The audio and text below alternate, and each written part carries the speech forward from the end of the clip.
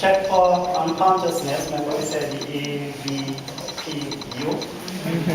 You check to see the person is unconscious. Hello, can you hear me? Can you hear me? We check to see the person respond when we talk to them. When we touch them. If the person does not respond, it means that the person is unconscious. So you will shake them? Shake them. I tap them on the shoulder. Lightly. Lightly, yeah. Yeah, you can. Hello, can you hear me? No response. Sometimes people can hear, but they're not able to speak.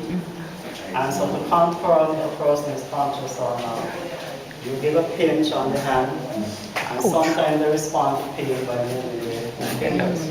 If they respond, it means that the person is conscious. If they have no response, you take that the person is unconscious. And so the danger for this person is that his tongue will fall to the back of the throat and block his hearing. So we gently tilt the head backwards.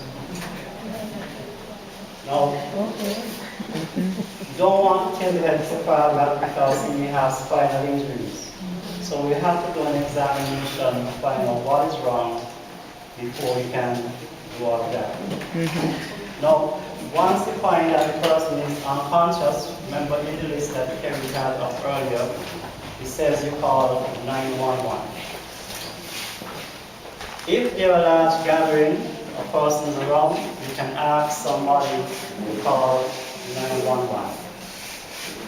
The thing is not to say somebody call 911 because you're going to be looking at how to call and the lady here might be looking at somebody else's call. So how you do that? You identify an individual and you ask them to call 911. For example, it says, Lady in the blue, can you? Call 911. Tell them there's an unresponsive child at the Seventh-day Adventist church or school. And when you finish, please come back and let me know if you get through. By doing that, you have identified an individual who will take your instructions, go and make the call. With them coming back and telling you that the ambulance on its way, you know for certain that the call was made. The person might panic, they might run home, they may disappear, and you're thinking that the ambulance is coming when it's not. So identify an individual to call 911. There may be a large gathering. You can get all the persons to keep back the crowd, please. You keep back the people, they're coming police. You keep back those people over there. Right? Now, he's unconscious. I want to know if he's breathing. So I place my hand on his stomach. I will feel it as it rises and falls. I will listen. I will hear him breathing, and I will also feel the warm air from his nostril. At the same time, I'm looking at the chest. I can also see it rise and fall. So I look, And I know that he's alive. And I listen, and I feel. Look, listen, and feel. That tells you that he's breathing. If he's unconscious and breathing, you can go ahead and do your examination. If he's not breathing, then you have to take it another step and go into CPR. So that will be related to the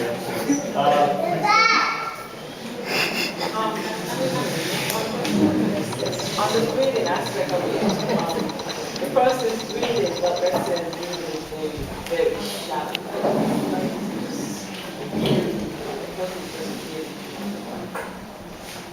By opening the airway, that will clear the passage for the person to continue. You have to monitor breathing If breathing stop, as I said, you have other things to do to try and revive that. Right? By tilting the head back, you breathe in. By tilting the head back, it opens that passage, it lifts the tongue forward, and the passage is open up. Hopefully later today we'll be able to demonstrate to you how that is done. Now, we need to know what injuries this person has, so we have to do a physical examination. So with the flat of your hand, you will examine from head right down to toe. So with the flat of your hand, you're going You to need to say this, please. Don't assume that you hear it, and please. With the flat of your hand, you feel in the head, all the way on to the neck. What we're feeling for is dampness, indicate dampness, which indicates bleeding, or if the person is profusely sweating, you'll feel moisture from sweating. You're also feeling for any unusual shape in the skin, whether it's a deformed shape or swelling. So with the flat of your hand, you feel from the forehead all the way under. Because again, this may be in the dark as well. And you feel all the way down to the neck.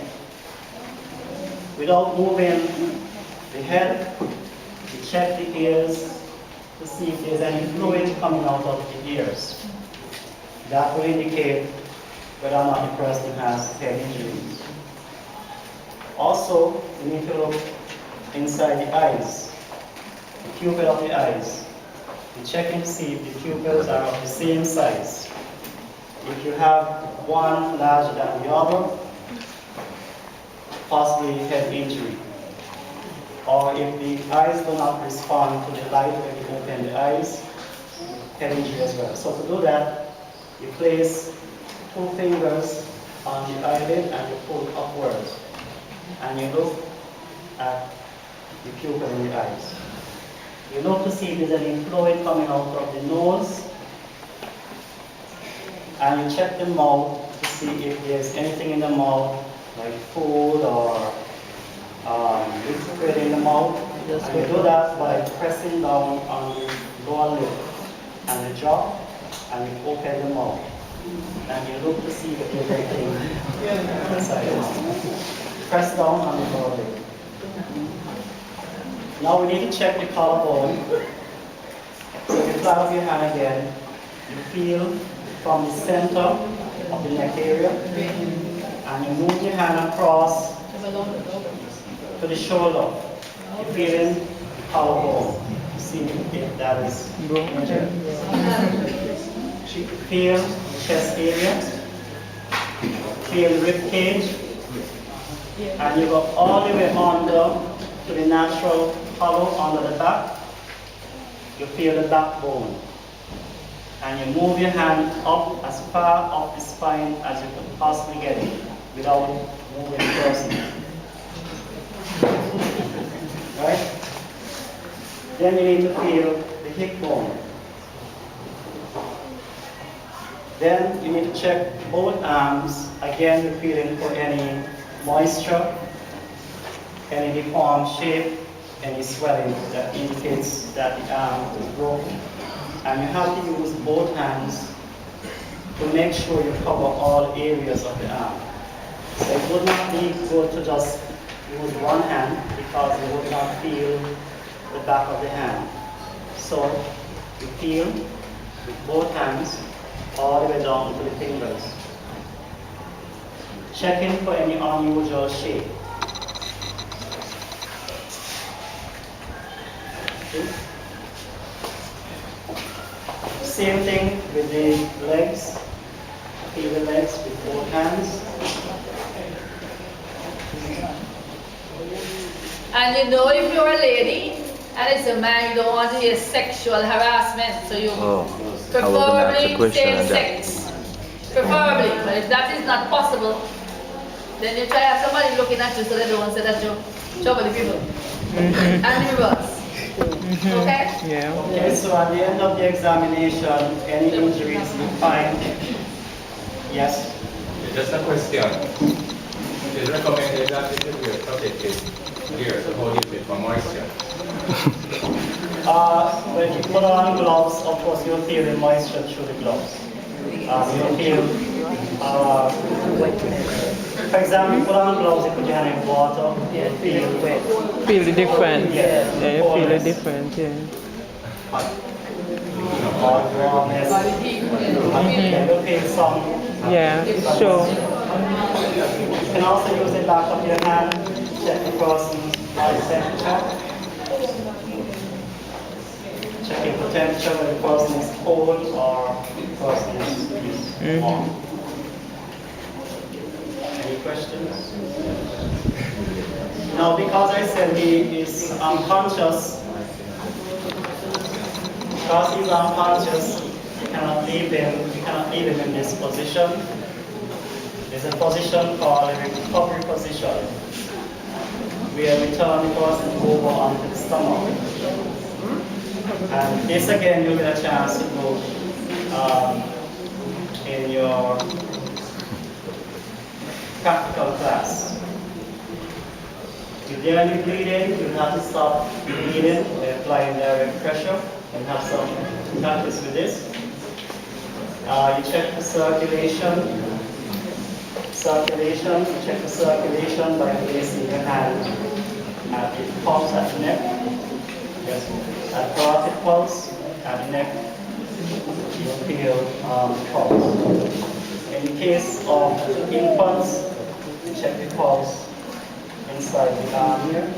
It's called the brachial pulse or artery. Next question, Melanie. Yeah, what if they have food stuff in their mouth and it's like way back, like in their food? If there's food in the mouth, but once you examine the neck, the neck and the back, and you find there's no spinal injury, then you can move the head to one side. So if there's any fluid in the mouth, you can drain out. We're draining. But if you find something in the mouth, you press down on the lower lip, as I said, and you use the other hand to scoop out whatever is in the mouth. In the case of infants, you would not put your hand inside the mouth unless you can see the object. But usually if there's fluid in the mouth, you turn it on the side. Whatever in there will drain. Excuse me. Question. How would I, Okay, go ahead. how am I supposed to know that there is no spinal injury? Because she explained that's not what we call it. Okay. Feeling the spinal, the backbone, you will feel unusual shape in terms of a sink. That tells you that there's a break or you may feel swelling, indicate that bleeding on the skin. It will be unusual from the normal smooth shape of the back. So again, you have to know how your body. Exactly. You need to take a good look at your body.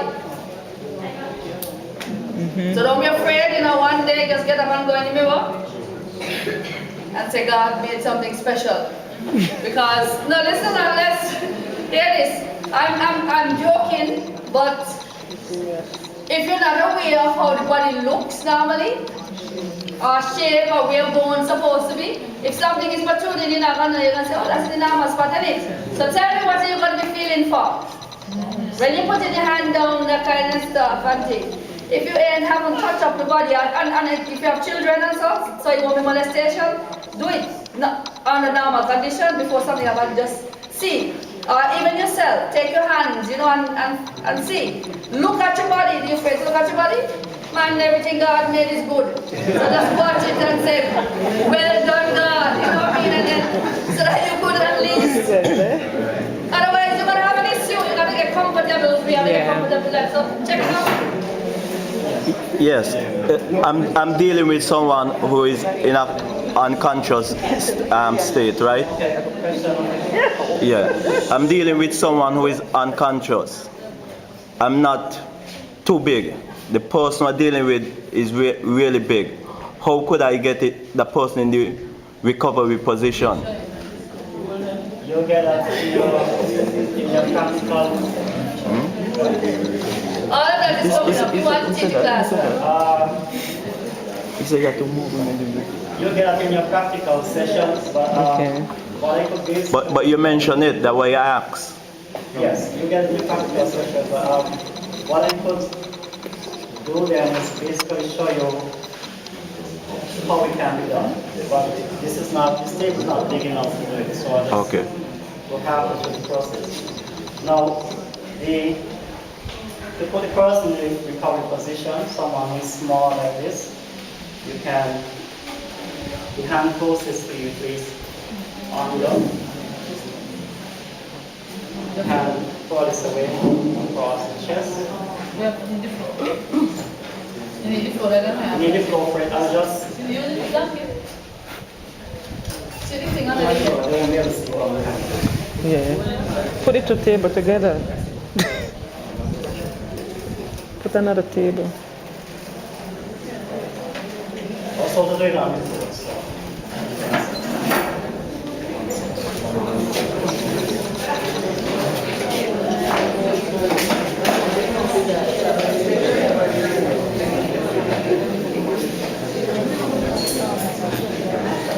Sorry to mess up the sheet. But guess what? We improvise it. When we're in a situation, we will use it anyway. That's right, eh? Darling, we're sorry that you have to do this, but all right. I know you're nice Christian, but I said it's okay. You have to get up though. And you might need to stand and look, please. It's gonna. You can't see this too much. You might have to use the scale when you go outside. So get it. And you have to listen. Remember, Trevor's voice is soft. He has a nice soft voice, nothing like mine that is all the water. So please give him this one at the end. You can see? Just hold and pull. Just try yourself on the Okay, ground. what I'm going to do then is, since I'm going to demonstrate it on the ground, I'll go through the whole process quickly. Now, when Kerry started out, she said before you approach an individual, you have to make sure it is safe. Right, so this is here, bam! Okay, so we enter the room, we don't know what caused him to be here on the ground. So we have to take a moment to assess the situation to make sure it is safe. We don't know if it's electrical wire, is it coming across the room, causing him to be there. We don't know if it's slip on some liquid in the floor, if there's chemical in the room, we don't know what caused him to be there. So before we approach, we assess to make sure it is safe to approach him. Once we are sure it is safe, then we quickly approach. Hello, are you okay? Can you hear me? Can you hear me? No response, then we give a pinch. He does not move his fingers, so it could mean that he is unconscious. Immediately activate the emergency medical system by identifying an individual to call 911. You call 911. Tell them there's an unresponsive child at the Seventh-day Adventist school. Please, when you come back, let me know if you get here. Keep that close to the phone, please.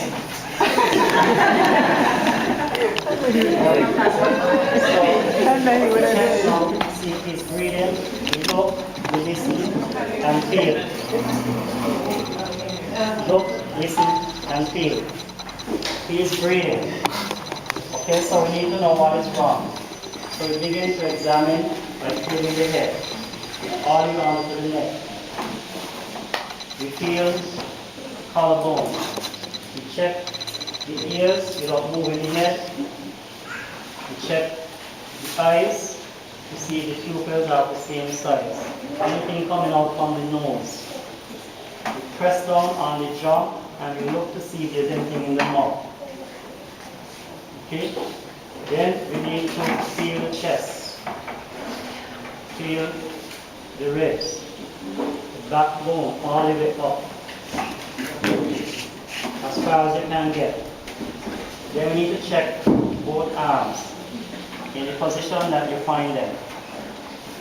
No injury, so you can check both hands. Check the hip. Check both legs. You're feeling for any dampness or moisture, swelling on the uterus shape. Now, the danger is that being on the back, his tongue could block the airway and stop him from breathing. So until the ambulance arrives, we have to put him in a position called the recovery position. Place one hand under by pushing the person, not lifting, but gently pushing the person. One across the chest. Foot farthest away, cross over. Now, because you can be outside in the schoolyard, in the gravel, we need to support the head. So we tilt the head on the side and support the head, grab the waist, and we're going to bring it over onto the knees. So in one motion, we pull it over. Still holding the head, still supporting on the knee. Gently lower the head. Ease the hand out.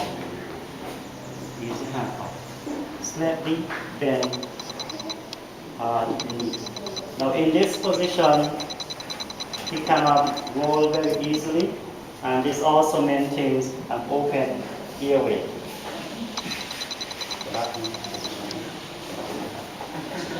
Now, for your question, so the gentleman question about the person being big and heavy, you can do a similar thing. Place the hand on the person, hand furthest away across. But this time you're going to bend the knee. Now because the person is large, you're not able to support the head. So you grab the knee and the shoulder. Pulling on the knee, the person already starts to move. So you just grab the shoulder and the knee and you pull the person over. And you really give attention to the head. So that is You have no choice. And that is the recovery position. Now the American Red Cross recently introduced a new way of doing this. And how they do it is to place one hand straight up and they just pull the person over. The hand support the head. And so you have the head on top of the hand. Now, the only difficulty that we have inside this news restaurant is always, if the head is rest on the hand for a long time, it will affect circulation after a while. Yeah. That's the only issue we have with it. But you can try that for a short time. Yes. After you've done, let's say for the heavy set person, you use this particular level. After getting the person in that position, can you take the hand off of the hand and press it on? Yeah, you could do that if you so wish. If the person can be here for a long time. One head tilted so that You can create a fist and put the fist under the chin to support it. Keep the head open. actually some things are on the head. But in this position, the person is able to maintain a clear air passage and continue to breathe while they attend to other. Yes, question? Once you find the person already and then how would you go ahead? If you find the person, what position you find the person in, that's how you will start your examination. So if you find them on the stomach, then you check them in that position. They will hand in and you listen to see if they are breathing. You do whatever checks, and if need be, you can roll the person over to the stomach to whatever. But you examine the person as they find them. So if one foot is over here and one hand is thrown there, you don't move them until you finish your examination. What about if you examine and is break or the foot or the wrist? What do you do? If you find injury on Injury. But if it's bleeding, you will stop the bleeding by putting on bandages or dressings. If it's a fractured bone, you want to keep the person on the back, mobilize the fractured area, and you have to keep checking the person breathing. You may not be able to turn the person over based on the injuries the person may have. You keep monitoring the person's breathing in that situation. Question is, I realized that you were patting him with 10 fingers, and at a certain place you use 8 fingers. Is it that correct? Whichever the flat of your hand or your fingers, it depends on. No, the question